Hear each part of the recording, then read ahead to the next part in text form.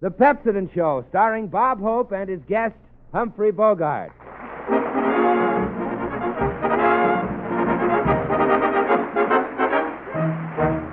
Here we are at June, folks, time for Moon and Spoon, folks, and a laugh with all the staff and our Bob Hope. Thank you. How do you do, ladies and gentlemen? This is Bob, June Bride's Hope, telling you girls that even if you don't get flowers from your feller, if you use Pepsodent, you'll always have white lilies under your smeller. Well, yes, sir, here we are back in Hollywood. Last week we did our show from Camp San Luis Obispo for the 40th Division, and what a time we had. And from the way those soldiers greeted me, believe me, folks, America's ready.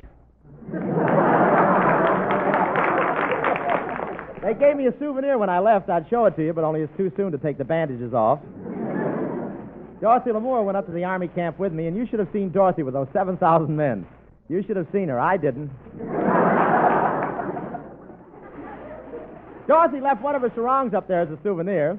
I don't know who got it, but that ain't a pup tent the general's sleeping under.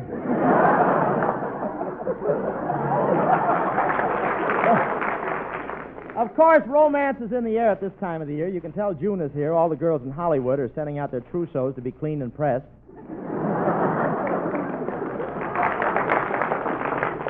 Again. And everybody's, That was a sneaky little word, wasn't it? And everybody's getting married. I saw a car driving up the street with a pair of shoes sticking out behind it. I said to the driver, wedding? He said, no, pedestrian.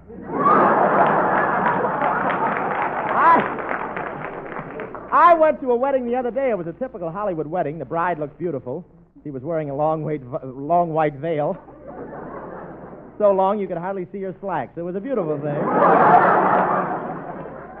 And the groom was so nervous his beret fell off. The bride was one of those Hollywood glamour girls. She cut the wedding cake with her fingernails.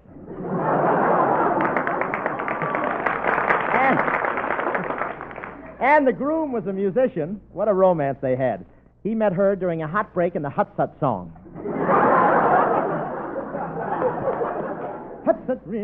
And what a wedding. What a wedding. The bride was carrying 4 roses, rather well.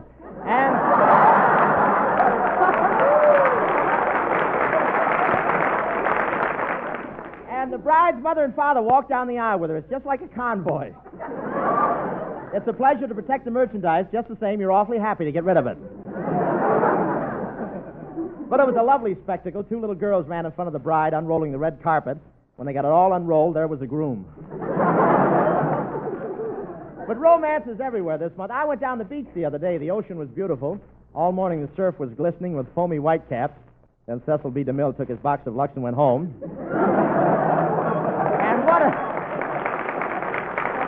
And what a crowd at the beach. A lot of people, change into their bathing suits in their cars. And I think it's disgusting when it's so much easier in the bus. And, gee, the new bathing suits the girls are wearing. Aren't they? Boy, what girls. What strapless bathing suits. What confidence.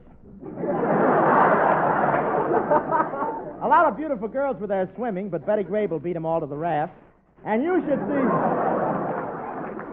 see Skinny Ennis in the bathing suit. You know the picture on those ads that say before and after?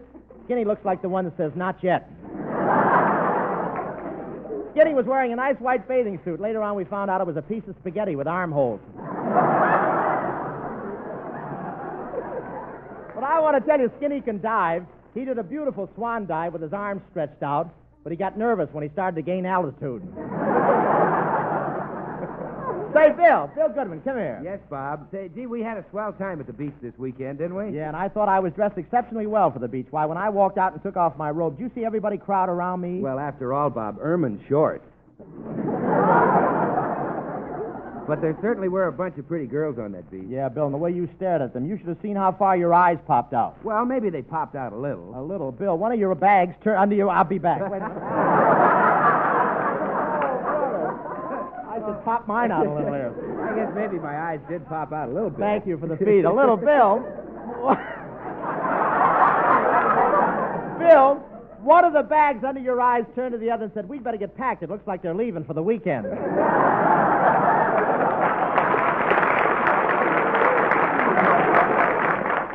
Bob, I'm sorry to say this, but, I don't like going to the beach with you. You're too much of an exhibitionist, pretending you were drowning. Bill, I wasn't pretending. I was really drowning. Well, all right, but you didn't have to yell, help, help. See the road to Zanzibar, help.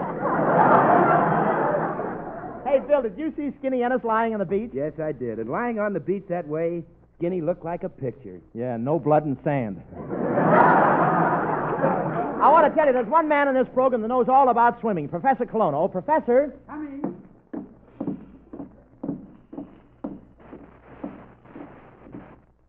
Sneakers.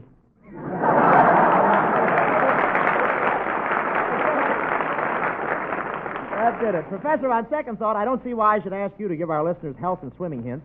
You don't seem to have much of a physique. Now, hold on there, Hope. You can't speak about my physique like that. Did you ever see me in a bathing suit? Yes, I've seen you in a bathing suit. Roly-poly, son of a gun, ain't I? Well, tell me, Professor, when you get into the water, can you swim far? No, after I swim a few feet, the faucet hits me in the head.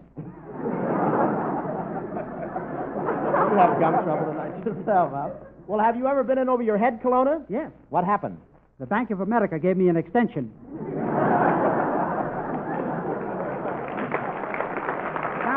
Now, just to show you what a great swimmer I am, I'll climb up this 50-foot pole for my famous dive. Here I am. But, Professor, what are you going to dive into? Into that cup of coffee. You mean you're going to dive 50 feet into a cup of coffee? Yes, sir. Here goes.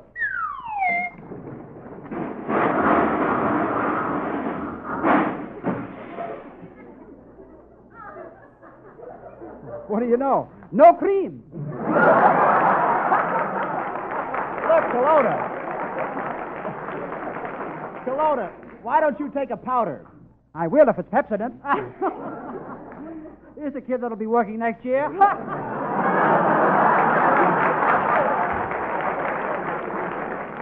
Yes, sir, and Pepsodent tooth powder will be working next year and for years to come to make your teeth brighter. Listen to this.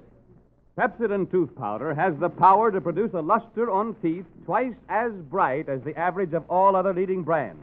Now, there's a statement that means something. Because it has the backing of several important and authoritative testing laboratories which conducted tests on all the leading tooth powders. After they finished testing, they all agreed to that statement. It's your proof that Pepsodent tooth powder is the one for you. Well, that is, if you really want your teeth to sparkle and gleam as they never did before. Right you are, Bill, right. For Pepsodent with patented composite metaphosphate can make your smile twice as bright, twice as effective when you turn it on. So, friends, if you're hiding a dull, tight-lipped smile, here's the way to get straightened out. Go to your store now. It's not too late tonight.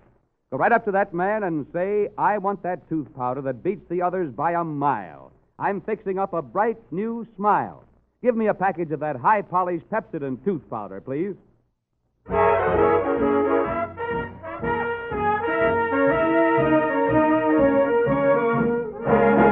People all over been asking us this. How about a number that features a miss? Ooh, old Rockin Chairs got me chained by my side. Hand me that shawl, son, for I tan your hide. Can't get from this cabin, ain't going nowhere. Just sitting here grabbing at the flies round my rocking chair. Poor dear old Aunt Harriet, up in heaven she be. Send me sweet chariot, 'cause the end of trouble I see. Old rocking chairs got me. Judgment day is near. Chained to my rocking chair. Rockin' along, rockin', rockin', rockin'.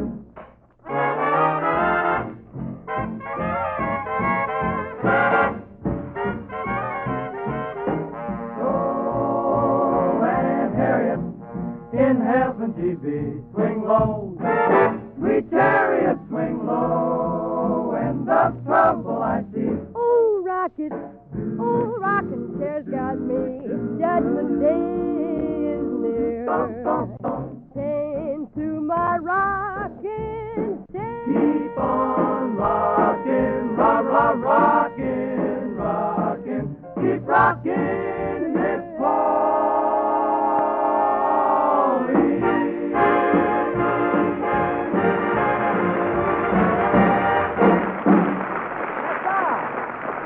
That was our 6 hits in a minute singing Old Rockin' Chair, where I belong. And now, ladies and gentlemen, it is my pleasure to introduce a very fine actor and the toughest guy on the screen, recently seen in Warner Brothers' High Sierra and The Wagons Roll at Night, Humphrey Bogart.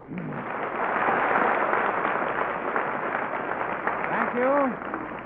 Thank you, Bob. I'm glad to see you got down off that mountain all right, Humphrey. Just a minute, Hope. My pals call me Bogey. What do the fellows on this program call you? There must be some way to answer that and still stay on the air. Oh, pardon me if I'm a little nervous around you, Humphrey. You're so tough. You know, when you walk down the street, the people run into their houses. Yeah? And then you come on the air and they run right out again. Just a minute, Bogart. You can't talk to me that way. What's that? What'd you say? I don't know. I wasn't listening. But I'm warning you, Humphrey, don't fool around with me. Why? Do you carry a gun? You see this hip? Yeah. What about it? Bulges, doesn't it? Wait a minute. Don't reach for your rod.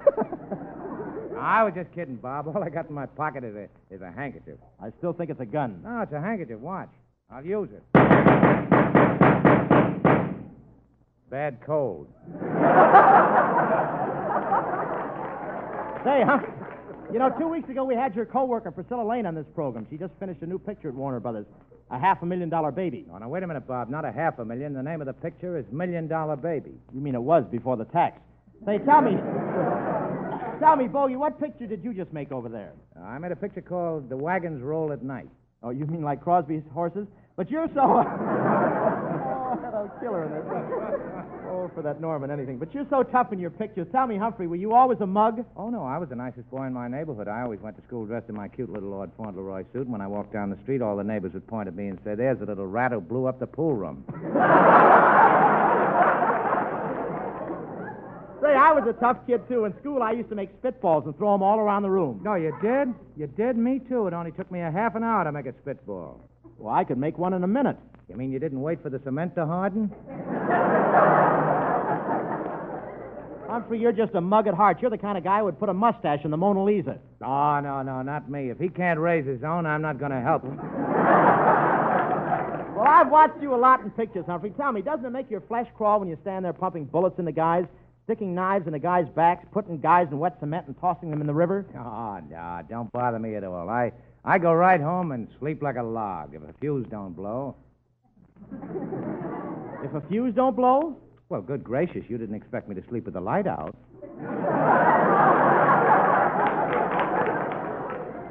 You know, Bob, everybody thinks I'm tough, but I'm not really tough at all. In the evenings, I like to get out in my rock garden. You've got a rock garden? Yeah, sure I have. I get the seeds from the government. Say, my brother's in a rock garden under government supervision, too. Yeah, he is? Yeah. What does he grow? A little older each year. Tell me, are you going to keep making those gangster pictures over at Warner Brothers with George Raft? Yes. As a matter of fact, George Raft and I would like to have Skinny Ennis in our next picture with us. Why? What good would Skinny Ennis be in a prison cell? Well, we could pick the lock with him. Well, I'll call Skinny over here and have him meet you. Hey, Skinny, come here. Hiya, fellas.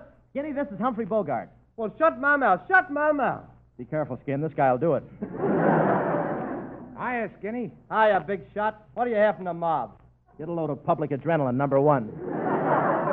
Oh, Bob, me and Bogey come from the same neck of the woods. Is that so? Where were you born, Skin? No, he wasn't born. A St. Bernard dug him up. Yeah, hold on now. Maybe I don't look like so much on the surface, but, man, when you look a little further, you'll find I'm really nothing.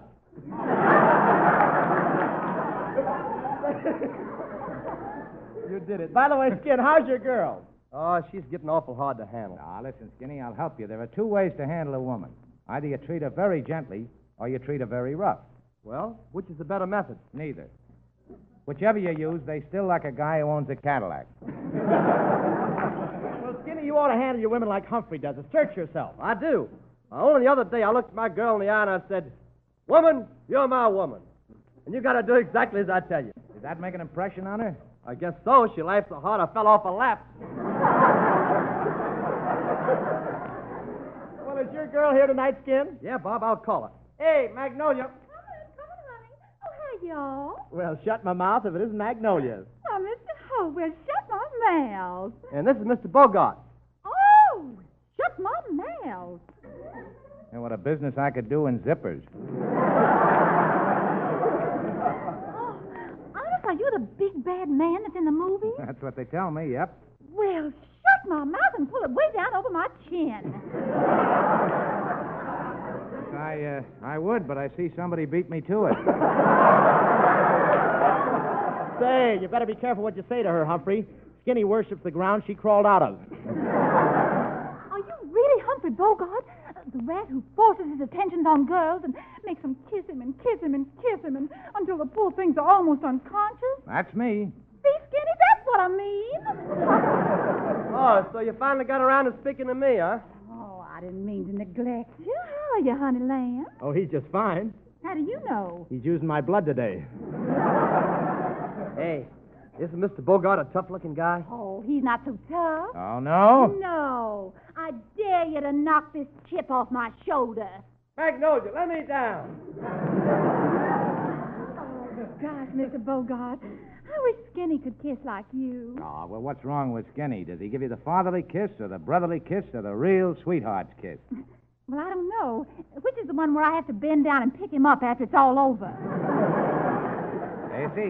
You see, Skinny's the weaker type. I'll show you how to kiss her, Skinny. Come here, dame, and throw your arms around me. I will not. Oh, no, I'll show you who's boss around here. Ooh. That'll show you. Now let me down. Thank you, Humphrey Bogart, and you'll be back with us in a few minutes, folks. Take it, Skinny.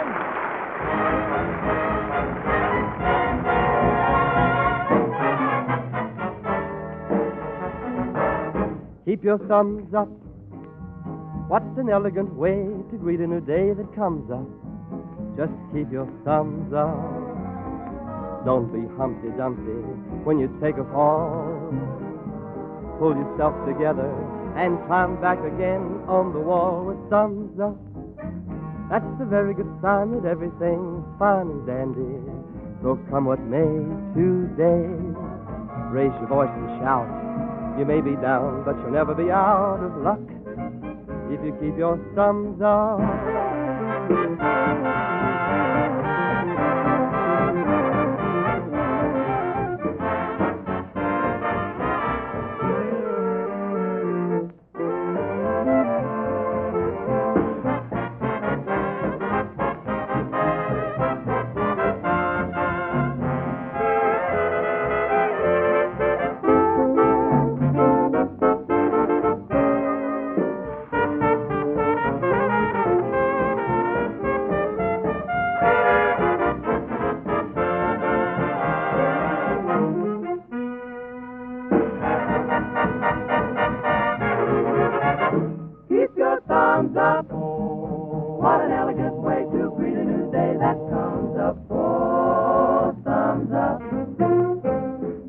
Humpty Dumpty when you take a fall. Pull yourself together, climb back up again on the wall with thumbs up.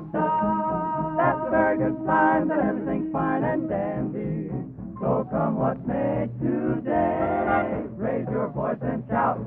You may be down, but you'll never be out of luck if you keep your thumbs up.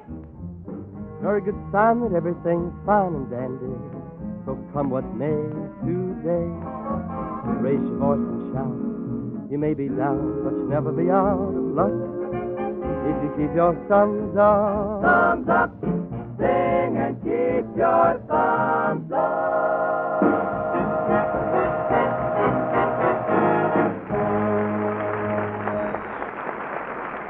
That was Skinny Edda singing Thumbs Up.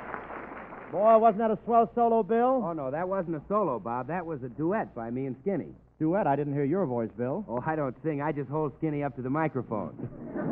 Yeah, you stop kidding me, Bill Goodwin. I'm getting sick and tired of this. I got a good mind to whale into you and just tear you apart, you hear me? I'll tear you apart. Man, I got to lay off them double malted.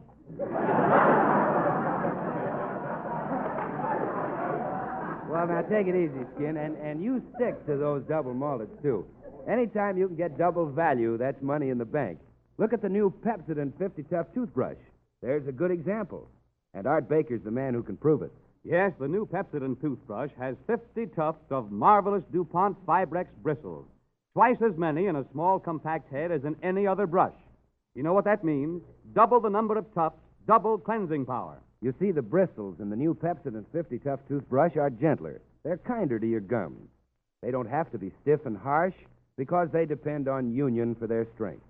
50 Tufts united for strength, yet gentle for a better feel in your mouth.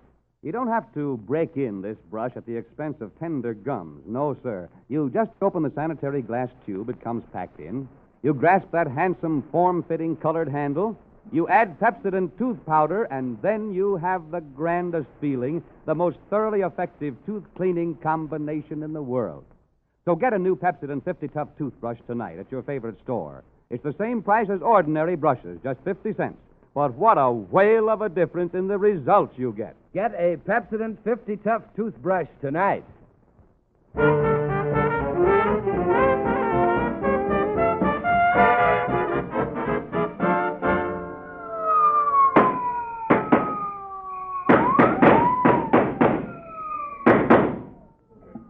Well, Bogey, here we are in this prison cell. Steel bars all around us, 14 feet of concrete in the walls, 200 guards outside with submachine guns, handcuffs on our wrists, and a steel ball and chain on each of our feet. Yeah, pal. You know something? What? I think they got us.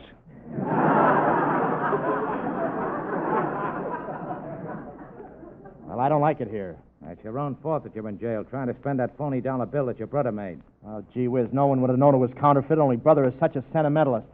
Yeah, but it was the first time I ever saw a dollar bill with George Washington dressed as a June bride. Gee, I wish we could escape. Yeah, so do I. Say, you broke out of this jail once, didn't you? Yeah, but they caught me all on account of that big searchlight. Did they flash the searchlight on you when you went over the wall? Yeah, and like a dope, I took a bow. Gee, you know this prison is awful. Yeah! Stand it, I tell you. I can't stand it. Every day, bread and water, bread and water, bread and water. I can't stand it. Well, why not? Well, gee whiz, can't I have just one piece of Melba toast?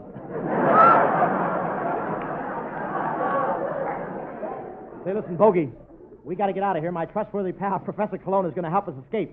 I think he's on the outside now. Hope. Hope. Yes. Are you locked in the cell? Steel bars all around? Manacled hand and foot? That's right, Colonna. What do you do when you have a bite? Hey, Professor. Hey, Professor. Have you got the tools to help us escape? Yes, I'm baking them in a cake right now. I'd better see if that cake is done. I'll pitch it. Hostess cake. Colonna, hurry and get us out of here. Listen, Hope, why are you so anxious to get out of jail? Well, since I've been in jail, I've been hearing queer rumors. I hear that someone's trying to get my job with Pepsodent, and someone's been making calls to Shanghai on my phone and throwing wild parties at my house, and that someone's been taking my girl out every night. Ah, yes. I've been a busy little bee, haven't I? Oh, Colonna, you go to my head. No, I was there yesterday, and there was nobody home. Bogey, Cologne will never get us out of here. We got to make the best of it. Gee, all we got is one pack of cigarettes. How long are we in for? 99 years. You think we need some more cigarettes? No, these are the slower burning kind. You know, Humphrey, my dear old Ma was supposed to come and visit me here today. Gee, I hope she can make it. It's a long walk from her cell. Hello, son. Oh, hello, Ma. Why, Mother, let me look at you. Is your hair turning gray? No, I just had a big beer with a lot of foam on it. Hey, why didn't you bring Junior with you? I don't see him around anymore. No, the parole board picked up his option. Say, Ma, how's Paul? They hung him a few days ago. Oh, well, I thought they hung him last Thursday. They did, but they cut him down so he could hear Rudy Valley. Did they hang him right after that? Yep. Him and Rudy signed off at the same time. And I'm signing too. So long, son. So long, Ma. So long. So long. Oh, the last mile. It's terrible, that last mile. Oh, that last mile. Gee, Is he going to be electrocuted? No, he went for a drive on Decoration Day.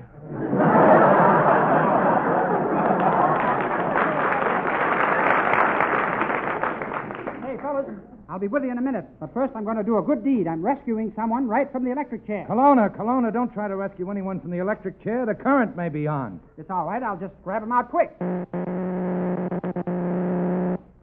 Well, I always wanted to see how I'd look with my head up. Hey, Bob. Yeah.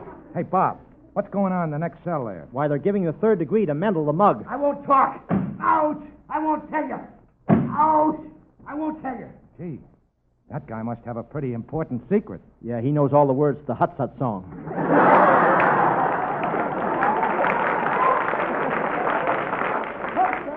Oh, me, oh, my, oh, my, oh, me. Here I am, fellas, and drink is my curse. You know, I've had so many martinis, I'm breaking out in small olives.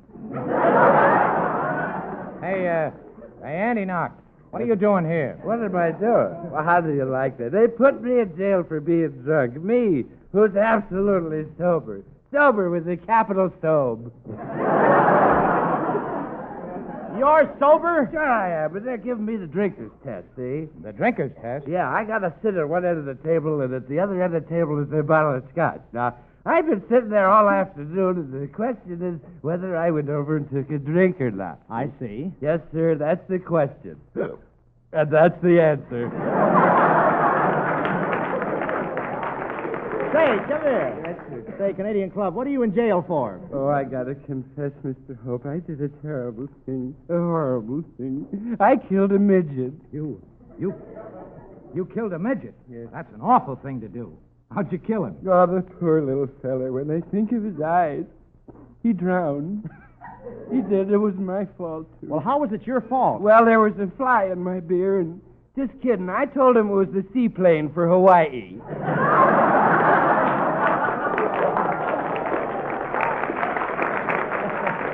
Hey, Bob, I don't know why they let drunks in this jail. Neither do I. Why don't they stay in their cars where they belong? Say, Hope, still in jail? Yes? Tight little script, isn't it?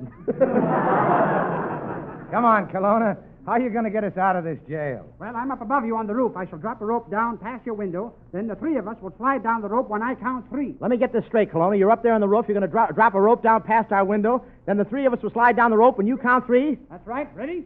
1, 2, 3.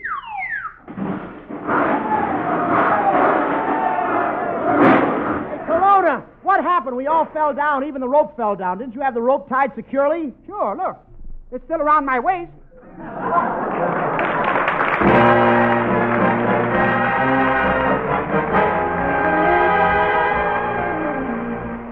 Good night to all who tune our humor hall. Our thanks for dialing in. The cast and crew all send their best to you. Till next time that we begin. Thanks, Humphrey Bogart. Your art with a villain's part held us from the start to the end.